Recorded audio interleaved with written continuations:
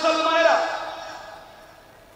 আজকে জুলাই আগস্টের বিপ্লবের পরে যারা জীবন দিয়ে এই দেশটাকে আমাদের হাতে উঠিয়ে দিয়েছে, আজকে যারা বিভিন্নভাবে ষড়যন্ত্র করে স্বাধীনতাকে ভুলুণ্ঠিত করবার চেষ্টা করছে, মনে রাখবেন এই দেশ মুসলমানদের দেশ, আলেম ওলামার দেশ, পীর বুজুর্গের দেশ, ওলি আব্দালের দেশ, গাউস কুতুবের দেশ, মাদ্রাসা মসজিদের দেশ, আযান ইকামতের দেশ, কোরআন সুন্নাহর দেশ, ইসলামী আন্দোলনের কর্মী দেশ।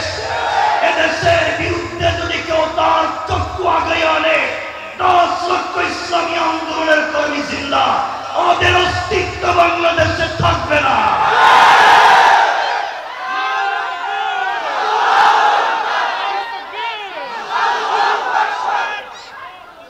মনে রাখবেন মুসলমানেরা, মুসলমানেরা, এই বাংলাদেশকে যারা অস্থিতিশীল করতে চায়, যারা এই তরুণ জওয়ান যুবকদের রক্তের উপর দিয়ে ক্ষমতায় যেতে চায়, আমরা বলে দিচ্ছি এই ক্ষমতার জন্য শুধু একটা নির্বাচনের জন্য যুবকেরা জীবন দেয় নাই। বাংলাদেশ থেকে পুরো ফ্যাসিস্ট সিস্টেমকে বিলুপ্ত করে ফ্যাসিস্টের সমর্থন সহযোগী যারা, তাদেরকে পলায়ন করে যেতে হবে। মনে রাখতে হবে এই দেশ, এই সমৃদ্ধ সোনার বাংলা, এটা আজ আমাদের কাছে আমানত। আমি খুব সংক্ষেপ করে কথাগুলো বলছি, মনে রাখবেন যারা বিভিন্নভাবে বিভিন্ন কৌশলে এই জমিন থেকে আল্লাহর দ্বীনকে মুছে দেবার ষড়যন্ত্র করে, মনে রাখবেন হামলা মামলা জেল জুলুম দিয়েও এই দেশের এই জনপদ থেকে দ্বীনকে, ইসলামী আন্দোলনের কর্মীদেরকে মুছে দেওয়া যায় নাই।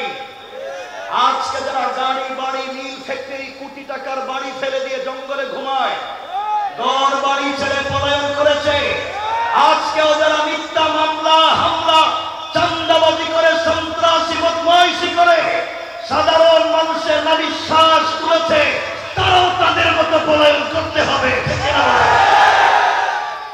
মনে রাখতে হবে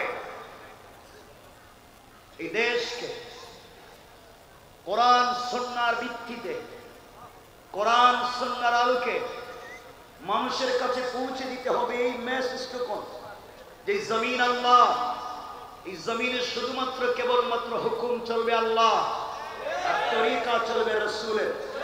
আল্লাহর জমিনে আল্লাহর হুকুম আর রাসূলের তরিকা ছাড়া বিকল্প কারো বাপের, কারো বাবার, কারো স্বামী, কারো ব্যক্তি, কারো পীরে কোন মতাদর্শ প্রতিষ্ঠিত করতে দেওয়া যাবে না।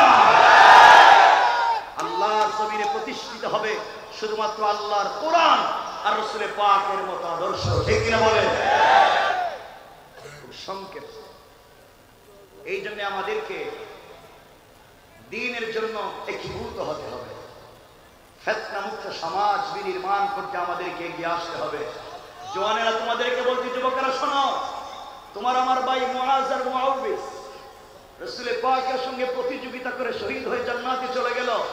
তলহা, জুবাইর, হানজালা, হামজা, জাফর, খালিদ ইবনে ওয়ালিদ, আব্দুল্লাহ বিন রওয়াহা, তারাও স্বেচ্ছায় জীবন দিলেন, বিসর্জন করলেন, আল্লাহর জমিনে দ্বীন জিন্দা করবার গল্প তৈরি করে গিয়েছেন। আমরাও আগামী 100 বছর পরে যে প্রজন্ম আসবে, তাদের কাছে একটা গল্প তৈরি করে দিয়ে যেতে চাই যে তোমাদের ভাইয়েরা এই দেশে দ্বীন জিন্দা করবার জন্য জীবন দিয়েছে, ভারতের গোলামি করবার জন্য না। নারায়ে তাকবীর, নারায়ে তাকবীর, আল্লাহু আকবার। আল কোরআনের আলো জিন্দাবাদ, জিন্দাবাদ, জিন্দাবাদ, জিন্দাবাদ। বন্ধুগণ, কষ্ট হচ্ছে আপনাদের?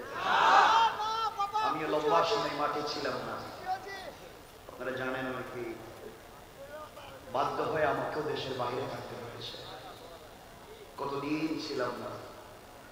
আমি শুধু একটুকুন বলতে চাই, জওয়ানেরা, তোদেরকে বলছি, এই যুবকেরা, তোমাদেরকে আবার বলছি, আমরাই পারব, আমরাই পারব। মনে রাখবেন যুবক, তোমাদেরকে বলছি, পড়ালেখায় মন দাও।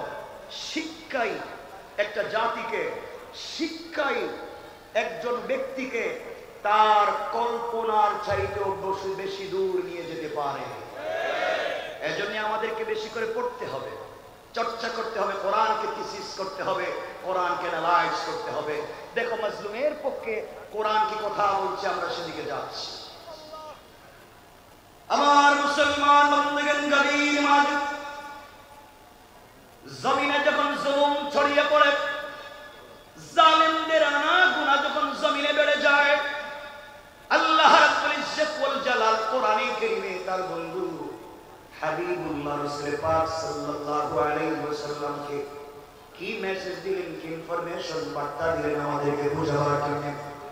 আল্লাহ কোরআনে বলছেন, ওয়া মা লাকুম লা তুকাতিলুনা ফি সাবিলিল্লাহ।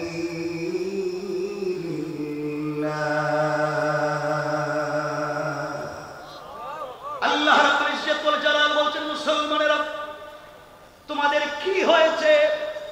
আল্লাহ বলেন, তোমাদের কি হয়েছে? তোমরা কেন যুদ্ধ করো না? তোমরা কেন কেতাল করো না? তোমরা কেন প্রতিবাদ করো না? তোমরা কেন প্রতিরোধ গড়ে তুলো না? তোমরা কেন ঐক্যবদ্ধ হও না? ওই সমস্ত মানুষের পক্ষে যারা বলে ওয়াল মুস্তাযআফিনা মিনার রিজালি ওয়াল নিসাই ওয়াল বিলদান। যেই দেশের বৃদ্ধ বৃদ্ধা, যেই দেশের নারী, যেই দেশের ছোট ছোট বাচ্চারা জালেমের শিকার হয়, জুলুমের শিকার হয়, জালেমের জুলমে আক্রান্ত হয়, আল্লাহর কাছে চিৎকার করে বলছে, যেই দেশের মাজলুমেরা, যেই দেশের বৃদ্ধ বৃদ্ধারা, যেই দেশে ছোট ছোট বাচ্চারা আল্লাহর কাছে ডাক দিয়ে বলছে, আল্লাহ আল্লাযীনা ইয়াকুলুনা রব্বানা আখরিজনা মিন হাযিহিল কারয়াতিস যালিমি আহলুহা। হে আমাদের রব, রব্বানা, হে আমাদের পালনকর্তা, আখরিজনা, আমাদেরকে বের করে নিয়ে আসো, মিন হাযিহিল কারয়াতিস যালিমি আহলুহা, যে এলাকার মানুষ জালেম, যেই শহরের মানুষ জালেম, যেই জনপদের মানুষ জালেম, চৌকিদারের টেবিল থেকে নিয়ে পার্লামেন্ট পর্যন্ত জালেমেরা হয়ে যায়, যেখানে চৌকিদারের টেবিল থেকে নিয়ে প্রাইম মিনিস্টারের টেবিল পর্যন্ত জুলমে ভরা, দুর্নীতিতে ভরা। হায় আল্লাহ, এই দেশে আমরা কোরআনের কথা বলতে পারি না। হায় আল্লাহ, আমরা তোমার দ্বীনের আওয়াজ বুলন্দ করতে পারি না। হায় আল্লাহ তাআলা, তোমার রাসূলের তরিকার কথা সমাজে বলতে পারি না। আমাদেরকে নির্যাতন করা হয়, আমাদেরকে গুম করে ফেলে দেওয়া হয়, দুনিয়ার জমিন থেকে আমাদেরকে তুলে দেওয়া হয়। আয় আল্লাহ তাআলা, আমাদের বাচ্চাদেরকে কিডন্যাপ করা হয়, আমাদের সন্তানদেরকে গুলি করে প্রতিবন্ধী বানিয়ে দেওয়া হয়।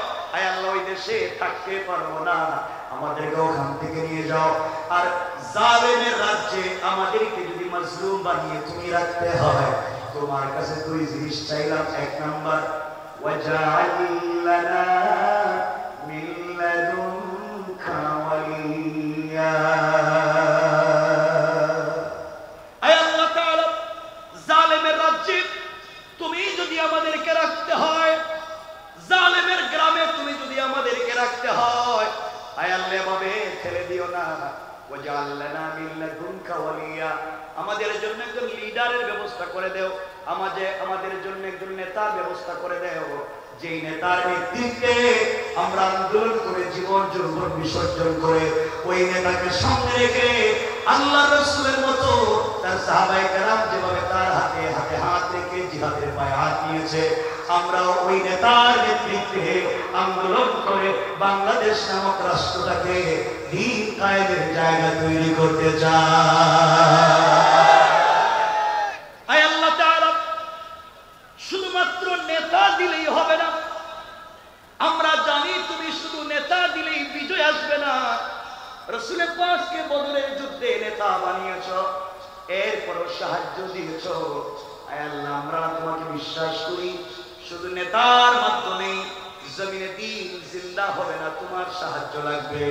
এরপরে শব্দে বললাম ওয়াজআল লানা মিন লাদুনকা নাসীরা। আয় আল্লাহ, শুধু নেতা দিলে হবে না, সাহায্যের প্রয়োজন আছে, তুমি আমাদেরকে সাহায্য দান করো।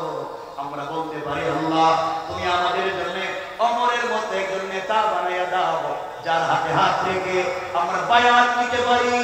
আমাদেরকে মনভাবে সাহায্য নাযিল করো।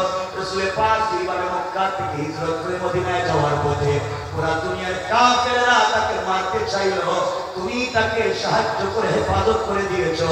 আমাদেরকেও তুমি সাহায্য করো। আমরাও কথা দিলাম আমাদের শরীরে এক ফোঁটা তাজা রক্ত থাকতেও তোমার দিনকে বাংলাদেশে বুলন্দিত হতে আমরা দিতে পারি না, ঠিক কিনা? আমার বন্ধুগণ কথা বুঝবেন।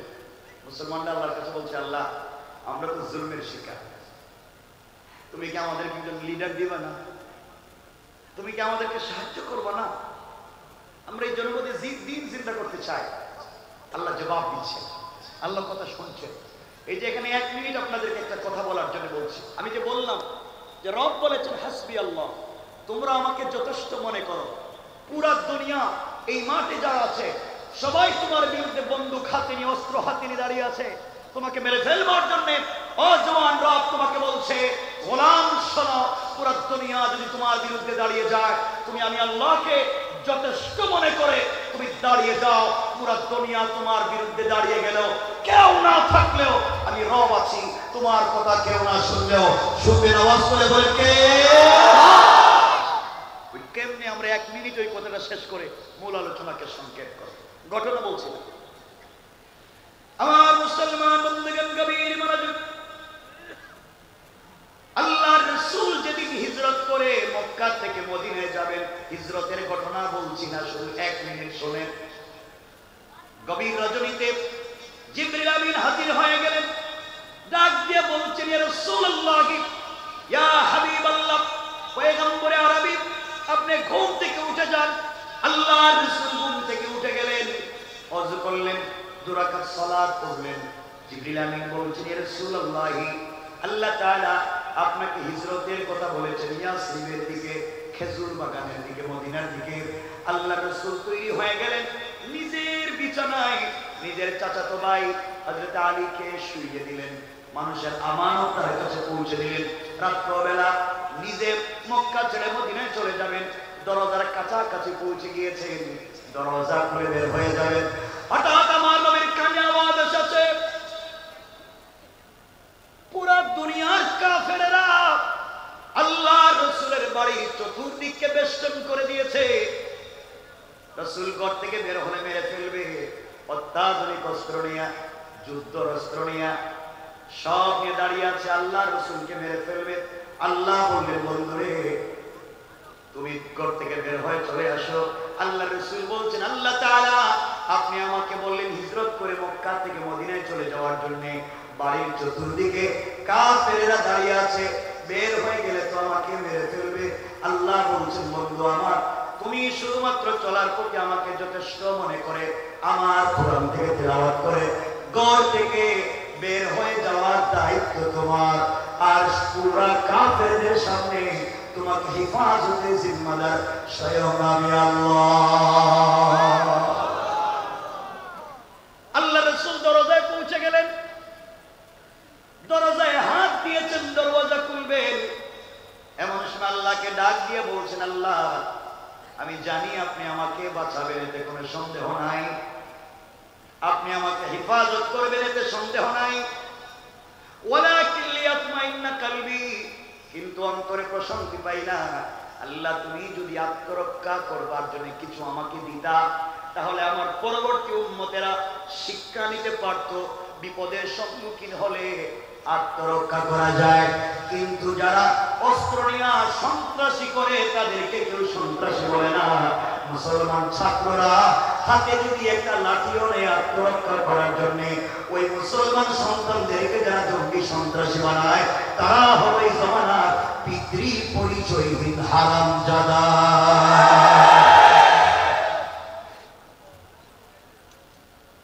আমার মুসলমান বন্ধুগণ, কথাগুলো দিল দিয়া শোনেন। আল্লাহ বলছেন, বন্ধুরে কথা দিয়েছি তোমাকে হেফাজত করব গোটা দুনিয়ার সামনে, এরপরে তুমি আমাকে বলছো আত্মরক্ষার ব্যবস্থা করে দিতে। বন্ধু, হাতের মধ্যে কিছু কঙ্কর নিতে পারো, হাতের মধ্যে কিছু বালি নিতে পারো, হাতের মধ্যে কিছু পাথর নিতে পারো, আমাকে যথেষ্ট মনে করে কোরআন থেকে এখানে একটা ফু দিয়া সামনের দিকে নিক্ষেপ করতে পারো, কেউ তোমাকে দেখবে না। আল্লাহ রাসূল মুস্কি হেসে বলছেন, আল্লাহ তাআলা আমাকে আপনি বললেন ওদের হাতে অত্যাধুনিক অস্ত্র, ওরা ট্যাঙ্ক নিয়ে নেমে যায়, আমাদের ছাত্ররা রাস্তায় নামছে খালি হাতে, ওরা ইচ্ছা মতো পাখির মতো গুলি করেছে। মনে রাখবেন এই দিন তো শেষ হয়ে গেল, দুনিয়ায় আজকে কিয়ামতের আগ পর্যন্ত জবাবদিহি করতে হবে আল্লাহর আদালতে। আল্লাহর সামনে তোমাদেরকে আসামি বানাই আমরা বিচার দিলাম, কোন ঠিক কিনা? আমার বন্ধুগণ, এক পর্যায়ে আল্লাহ ডাক দিয়ে বলছেন, বন্ধুরে কঙ্কর গুলার দায়িত্ব তোমার, নিক্ষেপ করার হেফাজতের জিম্মাদার আমি। সংক্ষেপ কথা, রাসূলে পাক বালি অথবা কঙ্কর অথবা পাথর হাতে নিলেন, দরওয়াজা খুললেন, সামনের দিকে নিক্ষেপ করলেন, ডাইনে বামে পিছনে চতুর্দিকে কাফের। আল্লাহ রাসূল সামনের দিকে নিক্ষেপ করলেন, তাকায়া দেখেন চতুর্দিকের কাফেরদের চোখে চোখে পৌঁছে গিয়েছে। কেউ আল্লাহ রাসূলকে দেখতে পারলো না, চোখ রগড়াতে লাগলো, চোখ মুছতে লাগলো। আল্লাহ রাসূল মদিনায় পৌঁছে গেলেন, কেউ তাকে মারতে পারলো না। একদিন সুযোগ বুঝে আল্লাহ বলছেন, বন্ধুরে ওই দিন তুমি কেমনে মক্কা থেকে মদিনায় গিয়েছো, গোটা দুনিয়ার কাফেরেরা তোমার ঘরকে বেষ্টন করেছিল তোমাকে মেরে ফেলবার জন্য, কিন্তু সবার চোখের সামনে চলে গেলাম, কেউ তোমাকে দেখলো না, অত্যাধুনিক অস্ত্র থাকবার পরেও কেউ তোমাকে মারতে পারলো না। কারণ কি? আল্লাহ রাসূল বলছেন, আল্লাহ আমি তো জানি না, আমি তো তোমাকে যথেষ্ট মনে করে আত্মরক্ষা করবার জন্য শুধু সামনের দিকে পাথর মারলাম, তাকায়া দিকে পাথরের পিছনে চলে গেছে, ডাইনে বামে আমি তো কোনো দিকে দেই নাই, কেমনে গেল আমি কেউ বলতে পারবো না। আমার আল্লাহ জবাব দিলেন, বন্ধু শোনো, ওয়ামা রামাইতা ইযা রামাইতা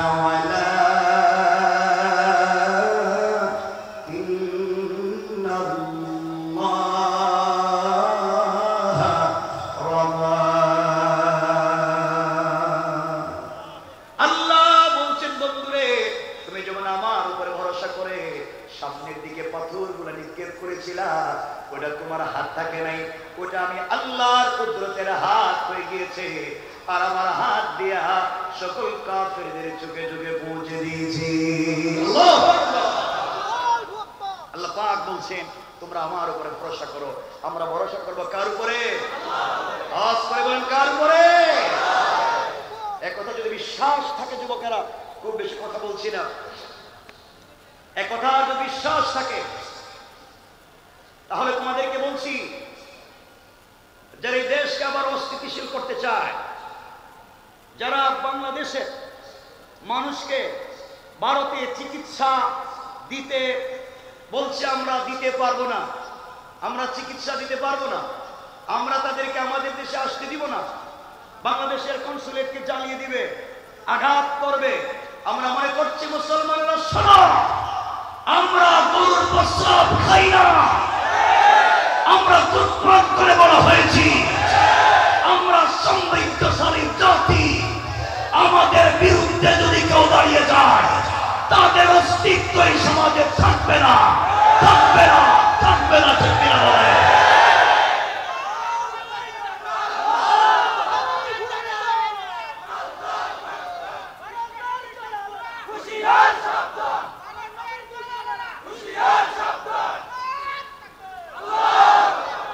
শোনো মুসলমানেরা, এই সমস্ত নোংরামিকে যারা এই দেশে বসে বসে খেয়ে পরে সাপোর্ট করে, সোশ্যাল মিডিয়ায় যারা এগুলাকে দিয়ে প্রোপাগান্ডা করে, মনে রাখবেন মুসলমানেরা, আমরা একজন জওয়ান খালিদ ইবনে ওলীদের মতো দাঁড়িয়ে যাই, ওমর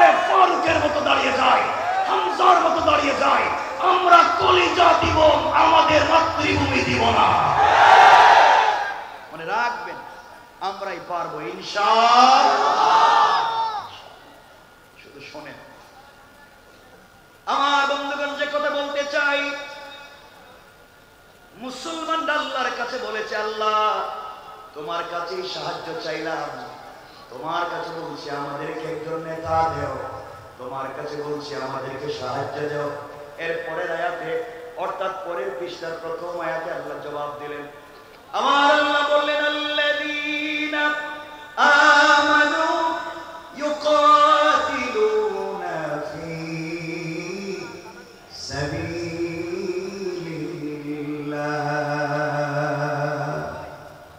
আল্লাহ রাব্বুল ইজ্জতুল জালাল বলছেন, মুসলমানেরা তোমাদের চিন্তার কোনো কারণ নেই। আল্লাযীনা আমানু, যারা ঈমান এনেছে, যারা নিজেদেরকে মুমিন দাবি করে, ভদ্র ভালো মানুষ দাবি করে, তারা তোমাদের পক্ষে প্রতিবাদ করবে, তোমাদেরকে প্রতিবাদ করে, তোমাদের পক্ষে প্রতিবাদ করবে, সহযোগিতা করবে, সাপোর্ট দিবে। আর যদি দেখো মুমিন দাবি করার পরেও, দাড়ি জুব্বা পাঞ্জাবি পাগড়ি থাকার পরেও মাজলুমের পক্ষে দাঁড়ায় না, আল্লাহ বলছেন কারা? ওয়াল্লাযীনা কাফারু ইউকাতিলুনা ফী সাবিলি তাগুত। আল্লাহ রাব্বুল ইজ্জত ওয়াল জালাল বললেন, এত কিছুর পরেও যারা মাজলুমের পক্ষে দাঁড়ায় না, নামাজ ঠিক আছে, দাড়ি ঠিক আছে, জুব্বা ঠিক আছে, পাঞ্জাবি ঠিক আছে, তসবিহ ঠিক আছে, এত কিছুর পরেও যদি দেখো মাজলুমের পক্ষে দাঁড়ায় না, আল্লাহ বলছে ওরা কারা? তোমরা শুনে রাখো, ওরাই হলো এই জামানা আব্দুল্লাহ ইবনে উবাই ইবনে সালুল। কোন ঠিক কিনা? মুসলমানরা আল্লাহর কাছে বলছে, আল্লাহ তাই আমরা এখন কি করব বলেন, কেমনে যুদ্ধ করব?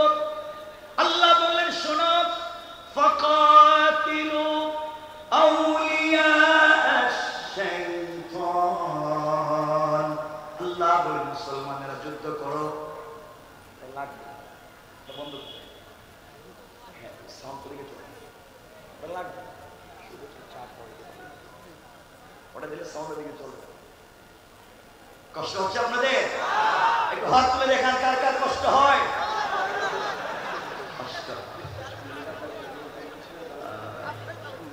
এত মানুষের কষ্ট হয়, অসুবিধা হচ্ছে? হাত উঠাইলে ভালোবাসা উঠে যায়। এজন্য আমি জানি আপনাদের কষ্ট হচ্ছে বসবার, গরম তো অনেক। এরপরেও আপনাদের যদি একটু সুযোগ থাকে, আমি বলছি না, আমি সবিনয় সম্মানপূর্বক শুধু নিবেদন করছি, যদি সুযোগ থাকে সামনে আসবার, যদি সুযোগ থাকে একটু কি কাছে আসা যায়? যুবকেরা পুরা জিন্দেগি শুনছ, কাছে আসো, পাশে থাকো। কাছে আসার গল্প তো অনেক শুননা, শুনো নাই? কাছে আসছো, পাশে থাকছো, কত কিছু ঘটনা ঘটে গেল। আজকে কোরআনের কাছে আসো, কাছাকাছি আসো, জওয়ানেরা আসো না, একটু দেখি না আসার সুযোগ যদি থাকে, ওটাওটি করবে না, যদি থাকে। ডান দিকে জায়গা জানি বেশি জায়গা নাই, কিন্তু একটু যদি সুযোগ থাকে। ডান দিকে আসেন, ডান দিকে।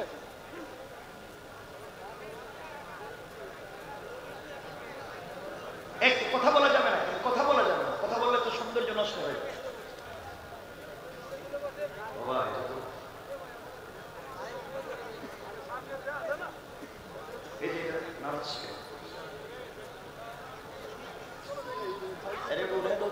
ভাই কথা বলা যাবে না, 1 মিনিট সময় দিয়েছি, শুধু সুযোগ থাকলে সামনে আসে। আমরা বেশি কথা শুনবো না ইনশাআল্লাহ, কম সময় রেখে দেবো। ভাই নাড়াই নিচে এতগুলো মাইক্রোফোন দিলে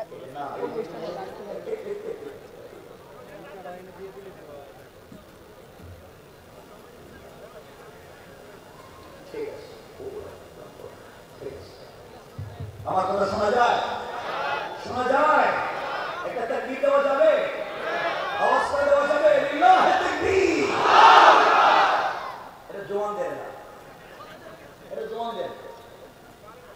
রাসূল পাকের সাহাবীরা 30 দিন হয়ে গেছে যুদ্ধ করলে, যুদ্ধের ময়দানে জয়লাভ করতে পারলেন না, রাসূল পাকের কাছে পাঠালেন, সাহাবায়ে কেরাম তাদের লিডারের কাছে পাঠালেন, যুদ্ধে জয়লাভ করতে পারছে না। তারা বললেন সকালবেলা ফজরের সালাতে মেসওয়াক করো আর তাকবীর করে দাও। তাকবীর করে দিলেন তো কাফেররা কেল্লা গেরাম দেশ ছেড়ে পলায়ন করছে। আমরা কি পারবো না ইনশাআল্লাহ? এটা জোয়ান পারে না, তাকবীর করতে কি পারে না? কেউ নাই।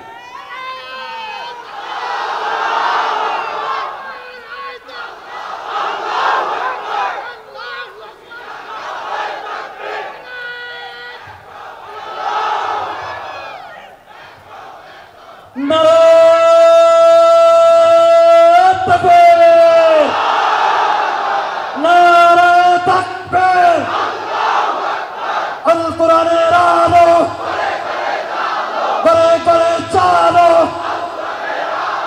আল হাদিসের আলো, কোরআন সুন্নাহর আলো করে করে চালো।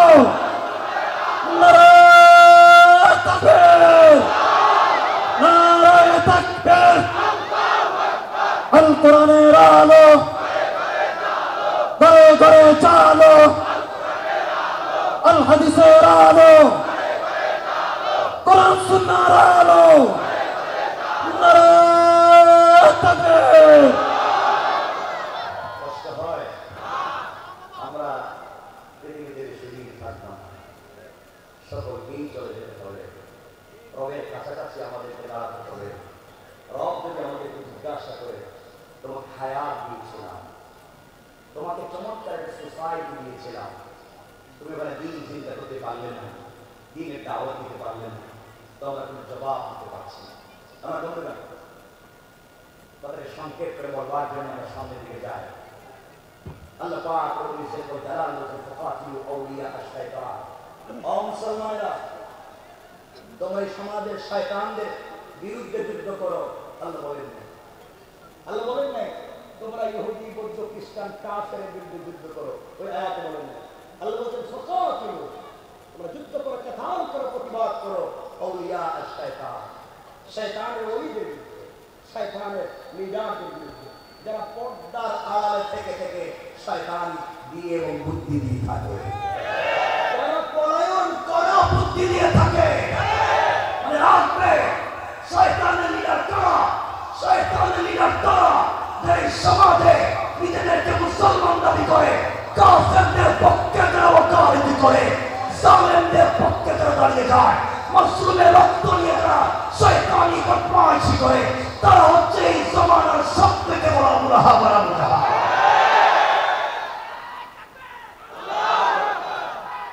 শোনো মুসলমানেরা, শোনো, আল্লাহ বলছেন ফাকাতিলু আউলিয়া আশ-শাইতান, শয়তানদের বিরুদ্ধে কেতাল করো। মুসলমানরা বলছে আল্লাহ এই বাচ্চাদের পাতি নেতার বিরুদ্ধে পারি না, এরাই যে শক্তি, পাতি নেতা। আর আপনি বলছেন ওদের লিডারের বিরুদ্ধে। আল্লাহ বললেন শোনো, চিন্তা করার পরে সব আল্লাহ বললেন ইন্না কাইদাশ শাইতানি কানা দাঈফা। আল্লাহ রাব্বুল ইজ্জতুল জালাল বলেন চিন্তা করো না, কাফের বেঈমানেরা দুনিয়া জমিনে তোমাদেরকে বিপদে ফেলার জন্য তারা যত কৌশল করে, তাদের সকল কৌশল আমি আল্লাহর কাছে মশা মাছির চাইতে আরো বেশি দুর্বল করছি কিনা। তারা কৌশল করেছিল এই জমিন থেকে, এই ভূখণ্ড থেকে আল্লাহ দ্বীনকে মুছে দিবে, ইসলামী আন্দোলনের জাগরণকে স্থিমিত করে দেবে, বসিয়ে দেবে। রব কোরআনে কারিমে বলছেন তারা বুঝে নেই কৌশল কোন জায়গায় করতে হয় আর কোন জায়গায় তারা করেছে। আমার আল্লাহ কোরআনে বললেন ওয়া মাকারু ওয়া মাকারাল্লাহ ওয়াল্লাহু খায়রুল মাকিরিন।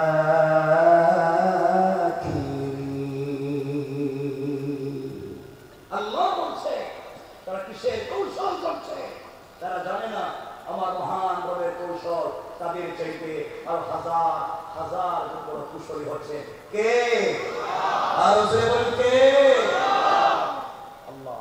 সুতরাং এই জমিনকে সমৃদ্ধ করতে হলে, এই জমিনকে চমৎকার করতে হলে ফেন্সিল, ইয়াবা, সুদ, ঘুষ, শয়তানি, নাফরমানি সকল সেক্টর থেকে, কোন একটা টেবিল না, চৌকিদারের টেবিল থেকে নিয়ে প্রাইম মিনিস্টার, প্রেসিডেন্টের টেবিল পর্যন্ত সকল দুর্নীতি মুক্ত একটা সমাজ এবং রাষ্ট্র ব্যবস্থাই যদি গড়ে তুলতে হয়, লাগবে একমাত্র কেবলমাত্র আল কোরআন।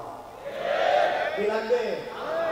আল কোরআন যদি এই সমাজে প্রতিষ্ঠিত হয়ে যায়, শুধু মানুষ নয়, সকল সৃষ্টি জীব তার অধিকার ফিরে পাবে। কথা বলছেন না কেন? এই জন্য আমরা ফিতনা করবো না। মনে রাখবেন, আমার কথা রাগ করতেছেন? শুধুমাত্র নামাজ পড়লাম, শুধুমাত্র কালিমা পড়লাম, এই পরিচয় দিয়ে আপনি ওই জান্নাতে যেতে পারবেন না। কালিমা পড়লাম, এই পরিচয় দিয়ে জান্নাতে যেতে পারবেন না। কতগুলো বুঝবেন? যারা ইউনিভার্সিটিতে পড়ছেন অথবা যারা ইউনিভার্সিটিতে পড়েছেন, আপনারা জানেন ইসলামিক স্টাডিজ একটা বিভাগ আছে না? ওখানে মুসলমান সন্তানদের পাশাপাশি, মুসলমান ছেলে মেয়েদের পাশাপাশি অনেক হিন্দু, বৌদ্ধ, ইহুদি, খ্রিস্টান, ভিন্ন ধর্মের মানুষও পড়ালেখা করে। তারা কোরআন থিসিস করে, কোরআন অ্যানালাইজ করে, কোরআন গবেষণা করে, ট্রিপল এমএ করে, এমফিল করে, পিএইচডি ডিগ্রি নিয়ে ডক্টর হয়। আমি জানতে চাই, যারা কোরআন সুন্নাহ গবেষণা করে ডক্টরের ডিগ্রি নেয়, তারা কম জানে? বলে কম জানে? তারা কম বুঝে? তারা কম পড়েছে? তাহলে কোরআনিক সায়েন্সে অথবা ইসলামিক স্টাডিজে পড়ে যে হিন্দু, বৌদ্ধ ভাই বোন ডক্টরের ডিগ্রি নিল, তারা মুসলিম? বললেন না? তারা মুসলিম? তারা জানতো না? তারা পড়ে নাই? তারা বুঝে নাই? তারা কোরআন গবেষণা করছে, জানছে, বুঝছে, পড়ছে, সব ঠিক, কিন্তু তাদের জানবার, বুঝবার, পড়বার সাথে নাই আল্লাহর তাওহীদ আর নাই রাসূলের রিসালাত। বুঝা গেল? আল্লাহর তাওহীদ এবং রাসূলের রিসালাত বিবর্জিত কোরআন সুন্নাহর গবেষণা কাউকে মুসলমান বানাতে পারে? অনেকে বলতে পারেন তো আমরা সালাত পড়ি, এই জন্য আমরা মুসলিম। আমি যে আল্লাহ পাকের জাতে পাকের শপথ করে বলছি, শুধু সালাত পড়লে এই পরিচয় দিয়ে জান্নাতে যেতে পারবেন না। রব কোরআনে কারীমে বলছেন ফাওয়াইলুল লিল মুসাল্লিন, অনেক নামাজি তার নামাজই তাকে জাহান্নামে নিয়ে যাবে। কারণ অনেক লোক আছে সমাজে নামাজও পড়ে সুদ খায়, আছে না নাই? অনেক লোক আছে নামাজও পড়ে ঘুষও খায়, আছে না নাই? সমাজ তো নিচে চলে গিয়েছে। আপনারা খবর নিয়ে দেখে এই ফ্যাসিস্টের সময় ম্যাক্সিমাম মসজিদের সভাপতি সুদখোর, ক্যাশিয়ার ঘুষখোর, সেক্রেটারি দুর্নীতিবাজ, চাঁদাবাজ, বদমাইশ, ফেন্সিল ব্যবসায়ী, ইয়াবা ব্যবসায়ী, এতিমের জায়গা দখল করে, বিধবা গরিব দখল করে, গরিবের সম্পত্তি মেরে খায়, তাদেরকে মসজিদ থেকে তাড়িয়ে দিতে হবে। ঠিক আছে?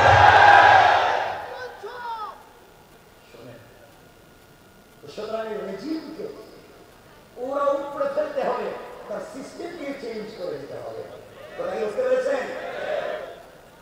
আপনারা তো শয়তান চিনবেন না। আপনারা শয়তান মারার জন্য মক্কায় যান, হজে। গত হজের আগে হতে দেখলাম ঘাটে সব হজে গিয়ে জামারাতে শয়তানরে কঙ্কর মারতেছে, পাথর মারতে হয় না? মারতে মারতে মধ্যে রাগ উঠে গেছে, জুতা খুলে মারতেছে শয়তান, পুরা দেশে মাইল লেগে গেছে। আর তুই এখানে বসে রয়েছিস। আমি আপনাদের কাছে জানতে চাই, যে শয়তানকে 10 লাখ খরচ করে জুতা মারতে গেলে মক্কায়, এই শয়তান বাংলাদেশে দুর্নীতি করছে। কথা বলো, আইছিল এখানে? যে শয়তানের জুতা মারছে, এই শয়তান সান্দাবাজি বাংলাদেশে করছে। কারণ এরিয়া পাল্টে গেছে, বিচার করতে কারো কাছে টাকা খাইছে, হুজুরদের উপরে মামলা দিছে। তাইলে যেই শয়তান চাঁদাবাজি করছে মক্কায় না এলাকায়? কথা বলেন।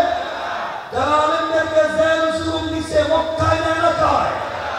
যারা সুদ ঘুষের কারবার করেছে মক্কায় না এলাকায়? শয়তান মক্কায় না এলাকায়? সুতরাং জুতা যদি মারতেই হয়, পাথর যদি মারতেই হয়, মক্কায় নয় এলাকার শয়তান বদমাইশদেরকে আগে মারা দরকার।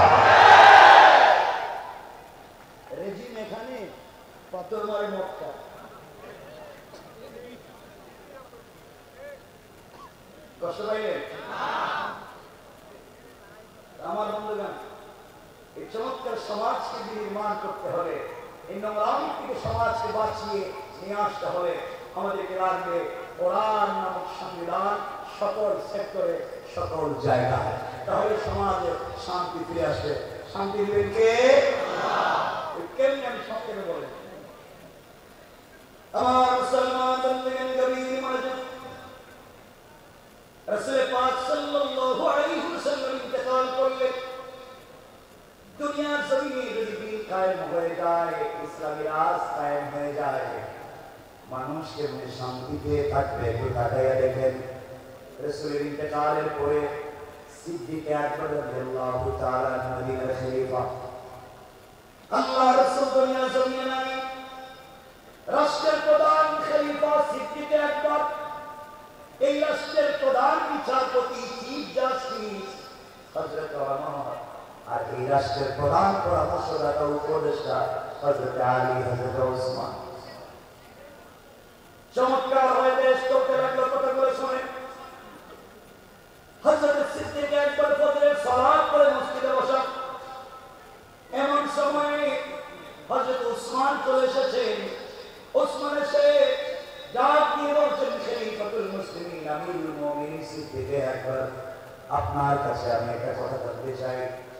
সিদ্দিক আকবর বলেন, তো মদিনা নামক রাষ্ট্র আল্লাহ রাসূলের পরে আপনি কি দিয়ে চালান? সিদ্দিক আকবর বলছেন, ওসমান রে, আল্লাহ রাসূল ইন্তেকাল করেছেন, আমি তো রাষ্ট্র চালাই কোরআন দিয়া, রাসূলের সুন্নাত দিয়া। ওসমান ডাকছে বলছেন, আবু বকর, কথা যদি সত্য হয় আমি জানতে চাই, যেই রাষ্ট্রের কোরআন দিয়া চলে, যেই রাষ্ট্রের পূর্ণাঙ্গ সংবিধান কোরআন, ওই রাষ্ট্রে যদি একজন নাগরিক না খেয়ে মারা যায়, আল্লাহর আদালতে কি আপনাকে জবাবদিহি করতে হবে? আবু বকর দাঁড়িয়ে গেলেন, চোখের পানি ছেড়ে দিলেন, আর ডাক দিয়া বলছেন, ওসমান, যেই রাষ্ট্র কোরআন দিয়া চলে, এই রাষ্ট্রের একজন নাগরিক যদি না খেয়ে মারা যায়, তার কথা তো অনেক পরে। এই রাষ্ট্রের একটা বিড়াল যদি না খেয়ে মারা যায়, একটা কুকুরও যদি বিনা চিকিৎসায় মারা যায়, আল্লাহর আদালতে খলিফাকে জবাবদিহি করা লাগবে। আল্লাহু আকবার।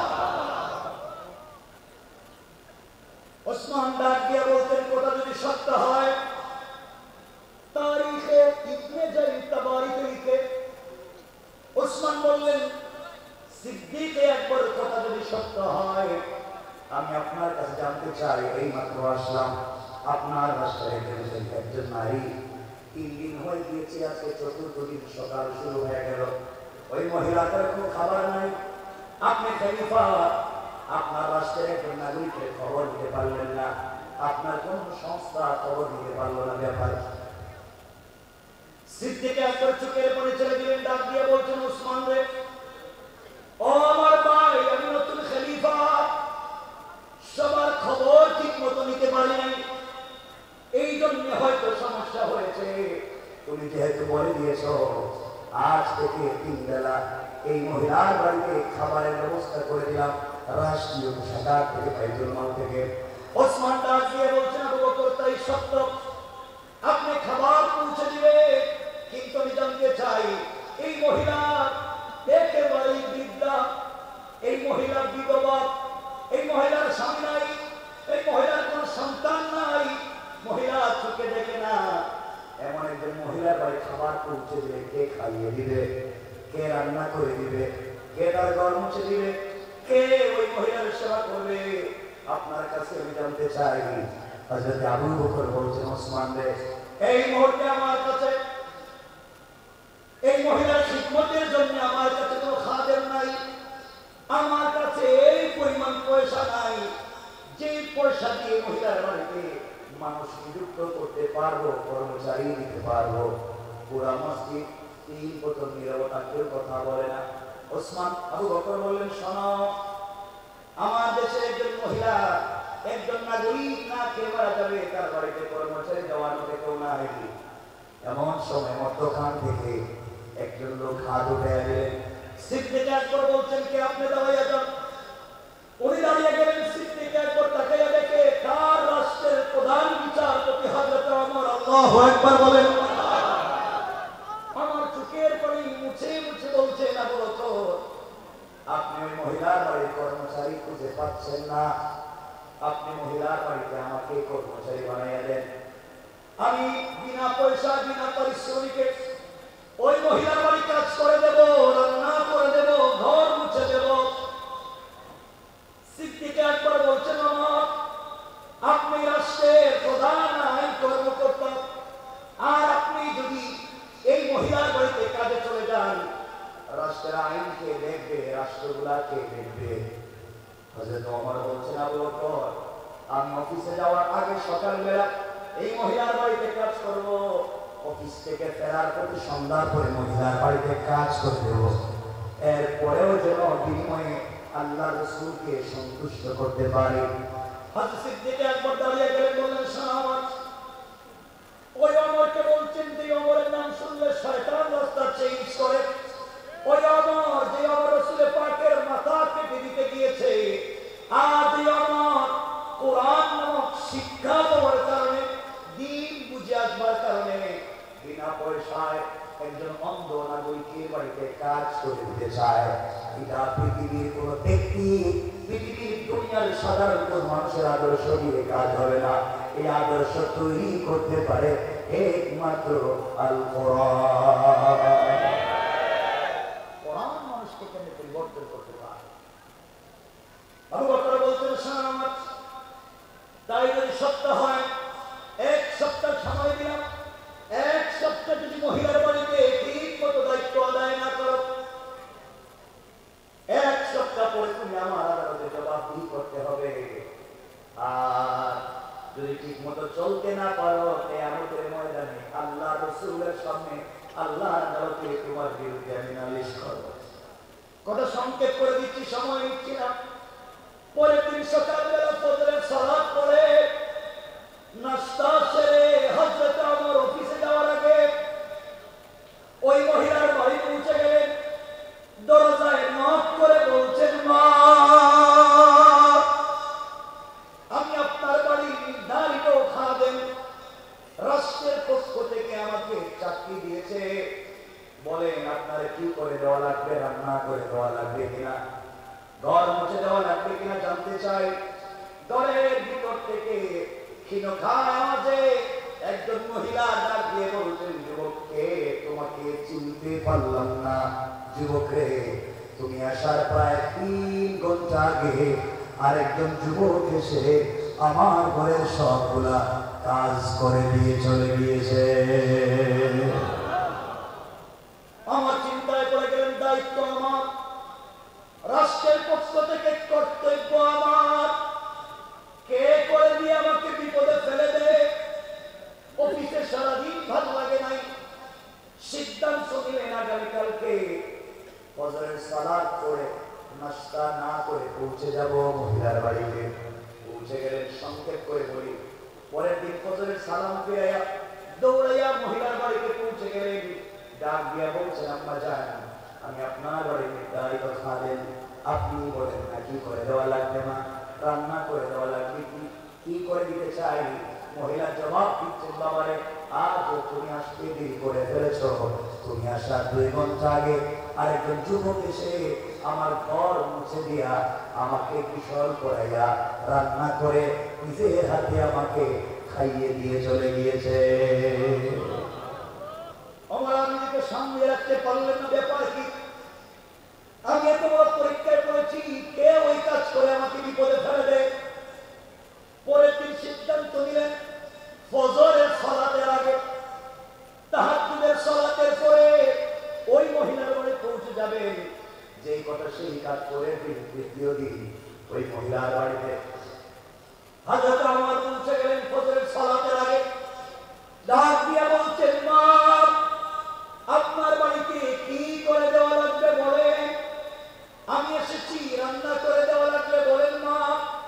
ঘরের ভিতর থেকে মহিলা জবাব দিচ্ছেন, যুবকরে, আজও আসতে দেরি করে ফেলেছ, তুমি আসার প্রায় 1 ঘন্টা আগে আরেকজন যুবক এসে নিজের হাতে আমাকে খাইয়ে দিয়া আমার হাত উপর দিকে উঠে চোখে দেখি না গিরগির করে কি যেন দোয়া করলো। আমার হাতটা মাথায় বুলাইয়া ডাক দিয়ে বলেছে, মা আমার জন্য দোয়া করবে, কিয়ামতের দিনে আল্লাহর আদালতে আমাকে আসামি বানাইয়া না। এইভাবে কান্নাকাটি করে কি যেন একটা যুবক চলে গেল, আমি বুঝতে পারলাম না। আমার মাথা গরম, ঠান্ডা আর হয় না, অফিসে গেলে কাজ করতে ভালো লাগে না। পরের দিন সিদ্ধান্ত নিলেন আজকে তাহাজ্জুদের সালাতের আগে যাব। তাহাজ্জুদের সালাতের আগে নাঙ্গা তরবারি হাতে নিয়েছে, কুশলযুক্ত তরবারি, যুদ্ধের পোশাক পরেছেন, আর সিদ্ধান্ত নিয়েছেন আজ আর কোনো কথা শুনতে পারি না, যারাই পাবো তার শরীর থেকে মাথা আলাদা করে দিব। আমাকে বিপদে ফেলে দিয়েছে, এত বড় বিপদগ্রস্ত কি আমাকে করা যায়? কেমনি কাজ করলো কে? সংক্ষেপ কথা, হযরত আমার তাহাজ্জুদের সালাতের আগে পৌঁছে গেলেন। ওই মহিলার বাড়ির দরজার সামনে গিয়ে দেখে মহিলার ঘরের ভিতরে পিটপিট করে আলো জ্বলে, আর গুনগুন করে একটা জোয়ানের কথা শোনা যায়। হযরত আমার বললেন, এবার আমার তুমি আমার হাতে ধরা পড়ে গিয়েছো, আর বাঁচবা না। এই বলে তরবারি হাতে নিয়ে অন্ধকারে দাঁড়িয়ে আছে, দেখলেই মেরে ফেলবে। কিছুক্ষণ পরে ওই ঘরের ভিতর থেকে জোয়ানেরা শোনা, কোরআন যদি জমিয়ে জিন্দা হয়ে যায়, কোরআনের বিধান যদি প্রত্যেকটা সেক্টরে কায়েম হয়ে যায়, দুর্নীতির বিরুদ্ধে আন্দোলন করা লাগবে না, এমনি মানুষগুলোর পরিবর্তন হয়ে যাবে তাদের চরিত্রের। কারণ কোরআন বলেছে চরিত্রের পরিবর্তন করে দেবেন। আমার বন্ধুরা আমার দাঁড়িয়ে আছেন, এমন সময় দেখে একজন যুবক ঘর থেকে বের হয়ে মিটমিট পা দিয়ে চলে যায়। আমার চিৎকার করে বলছে, যুবক দাঁড়িয়ে যাও। আমি আমার বলছি দাঁড়িয়ে যাও। এক পাও সামনে নিবা না, এক পা যদি সামনের দিকে আগাও, আমি আমার তোমার শরীর থেকে মাথাটাকে আলাদা করে দেব। হযরত ওমর এই কথা বলবার পরে আগন্তুক উপর দিকে দুটা হাত উঠায়া মাথাটা নিচের দিকে করে সারেন্ডার হয়ে গিয়েছে, কোনো কথা বাড়ায় না। হযরত ওমর আস্তে আস্তে করে আগন্তুকের কাছে পৌঁছে গিয়েছে। আগন্তুকের কাছে গিয়া আগন্তুকের চেহারার দিকে তাকাইয়া ওমর নিজেকে আর সামলিয়ে রাখতে পারলেন না, আর সহ্য করতে পারলেন না। হাতের তরবারি ফেলে দিলে, আর এই যুবকটাকে জড়িয়ে ধরে আসমানের দিকে তাকাইয়া ডাক দিয়া বলেছে, আল্লাহ,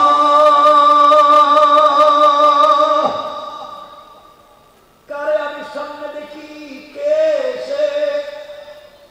আমার তাকাইয়া দেখে যে লোকটা সামনে দাঁড়াইয়া চোখের পানি ছেড়ে দিয়া হাত উপর দিকে উঠাইয়া সারেন্ডার হয়ে দাঁড়িয়ে আছে, সে আর কেউ না, তিনি হলেন মদিনার রাষ্ট্রের খলিফা হযরত আবু বকর।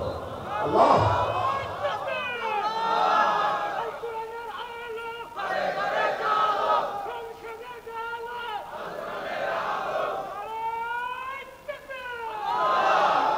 হযরত ওমর চোখের পানি ছেড়ে দিয়ে কাঁদতে লাগলেন, ভাই আবু বকর, আপনি এখানে কেন? কেন এই মহিলার ঘর থেকে আপনি বের হয়েছেন জানতে চাই। আবু বকর চোখের পানি ছেড়ে ডাক দিয়ে বলেছেন, ওমর রে, আমি তোমার আগে খলিফা হয়েছি, তোমার আগে এই রাষ্ট্রের দায়িত্ব আমি পেয়েছি। এর অর্থ হলো কিয়ামতের দিনে আল্লাহর আদালতে তোমার আগে আমাকে জবাবদিহি করা লাগবে, তোমার আগে আল্লাহর আদালতে আমাকে কথা বলতে হবে। এই জবাবদিহিতার ভয় যখন ঢুকে যায়, নাগরিকের চিন্তা যখন মাথায় ঢুকে যায়, ওই কারণে আমি আর বাড়িতে বিছানায় পিঠ লাগাই ঘুমাতে পারি না। তোমার আগে আগে মহিলার বাড়ির কাজগুলা আমি করে নিয়ে যাই। আল্লাহু আকবার। চিন্তা করেন, একটা রাষ্ট্রের খলিফা কি পরিমাণ বিনয়ী হতে পেরেছে। কে বানিয়েছে? আল কোরআন বানিয়েছে। আল কোরআনের শিক্ষাই পরিবর্তন। আমার বন্ধুগণ, আমার তাকে দেখেন পায়ের মধ্যে জুতা নাই, ডাক দিয়ে বলছে, আবু বকর, তোমার পায়ে জুতা নাই কেন বলো? আবু বকর ডাক দিয়ে বলছেন, ভাই ওমর রে, আমি রাষ্ট্রের খলিফা, এতে কোনো সন্দেহ নাই, আমার নাই। আমি একটা কাঠের খড়মের জুতা পরি, গভীর জড়িতি জুতা পরে মদিনার রাস্তায় যে পাথরের শক্ত রাস্তা দিয়ে হাঁটি, খটখট আওয়াজ হবে, মানুষের ঘুম ভেঙে যাবে, সাধারণ মানুষের ইবাদত নষ্ট হবে। এই জন্য আমি খলিফা পায়ের জুতা দেই না। একটা রাষ্ট্রের খলিফা চামড়া জুতা পরবার মতো পয়সা নাই, আর আমাদের দেশের বদমাইশেরা জনগণের টাকা মেরে বিদেশে তারা পাচার করে বাড়ি ঘর বানায়। এই জন্য আল্লাহ বলেছেন কিতাবুন আনজালনাহু ইলাইকা লিতুখরিজান নাসা মিনাজ যুলুমাতি ইলান নূর। তোমার কাছে এমন একটা কিতাব আমি দিয়েছি, যে কিতাবের নাম আল কোরআন। ওটাকে যদি সুন্দর করে সমাজে চতুর্দিকে লাগিয়ে দেওয়া যায়, অন্ধকার থাকবে না, আলোকিত করে দেবে। আওয়াজ করে বলেন কে? আরো জোরে বলেন কে? আমার বন্ধুরা কথাগুলো দিন দিয়ে শুনেন। তাহলে এতক্ষণের আলোচনা থেকে যেটা বুঝতে চাইলাম, কোরআন যদি সকল জায়গায় পৌঁছে যায়, দিন যদি জিন্দা হয়ে যায়, সমাজে শয়তানি থাকবে? নাফরমানি থাকবে? চুরি ডাকাতি থাকবে? সন্ত্রাসী থাকবে? সুতরাং আমরা পরিষ্কার করে বলতে চাই, আমরা এই প্রজন্মের জওয়ান, আমরা এই প্রজন্মের জওয়ান যারা আমাদেরকে সন্ত্রাস আর জঙ্গি সাজাতে চায়। মনে রাখবে, এই দেশের ইসলামী আন্দোলনের কর্মীরা সন্ত্রাস আর জঙ্গি হয় না, উলামায়ে কেরাম সন্ত্রাস আর চাঁদাবাজ হয় না। যারা ওই সমস্ত দুর্নীতির সাথে জড়িত, যারা সন্ত্রাসকে প্রতিষ্ঠা করতে চেয়েছে, যারা দুর্নীতি আর জঙ্গিবাদকে প্রতিষ্ঠা করতে চেয়েছে টাকার বিনিময়ে নিজেদের ক্ষমতাকে প্রতিষ্ঠিত করবার জন্য, তাই হলো এই দুনিয়ার সব থেকে বড় সন্ত্রাস। ঠিক কিনা বলে? এই জন্য যুবকদেরকে বলছি, জওয়ানেরা একটা কথা শোনো, আমি তোমাদের এক ভাই বলতেছি, পৃথিবীতে কত সম্পর্কই তো করছো, সবগুলো বাদ দেয়। আজকের থেকে আমরা পারবো না আল্লাহর সাথে সম্পর্কটা করতে? বলো না ইনশাআল্লাহ। যুবকেরা তোমরা তো অনেক প্রেম করো, ঠিক না? ঠিক বুঝতে পেরে ভালো কথা বললাম, ঠিক করে। তোমাদের তো অনেক প্রেমিকা আছে, তোমাদের এক গার্লফ্রেন্ড, যার চেহারা এক্সট্রা অর্ডিনারি, বিউটিফুল, স্মার্ট, যার সঙ্গে সারা রাত জেগে কথা বলে। জোয়ান, তুই জানিস না, যে মেয়ের সঙ্গে রাত দিন কথা বলো, যে মেয়ের সঙ্গে সম্পর্ক করতে গিয়ে মা বাপের মুখে চুনকাল দিয়েছ, পড়ালেখায় লাল বাতি জ্বালিয়েছ, ফেন্সিডিল ইয়াবা ধরেছ, বিদেশে কাজ করে পুরো পয়সা ওই মেয়ের পিছনে খরচ করেছ, ঢাকা শহরে কাজ করে পুরো পয়সা ওই মেয়ের পিছনে খরচ করে দিন শেষে তাকে পেতে চাও। জোয়ান, তুই জানিস না, ওই মেয়ে যদি আগামীকালকে তোমার থেকে স্মার্ট, তোমার থেকে টাকাওয়ালা আরেকটা যুবককে পেয়ে যায়, হয়তো তোমাকে ভুলে যেতে 1 মিনিটও লাগবে না। সব ভুয়া। এই রাস্তা তোমাকে ছেড়ে দিতে হবে, এই রাস্তা বাদ দিতে হবে। আমার বন্ধুরা, আমার দিকে তাকান, ভাই চলে এসেছে, আমি 1 মিনিট আর কথা লম্বা করবো না।